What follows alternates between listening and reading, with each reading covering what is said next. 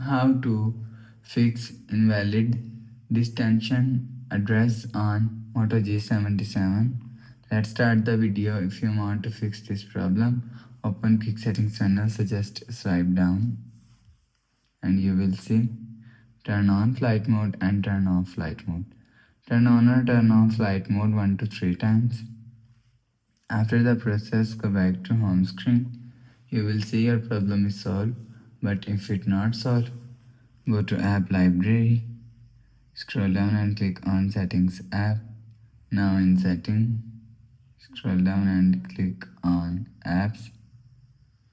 After click on apps, scroll down and set messages app from here.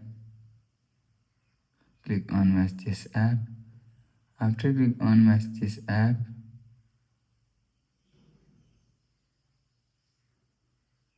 click on storage and cache and click on clear cache.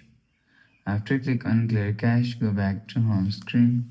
You will see your problem is solved, but if it is still not solved, again click on settings app, scroll down and click on system. After click on system, click on reset option and click on reset network settings.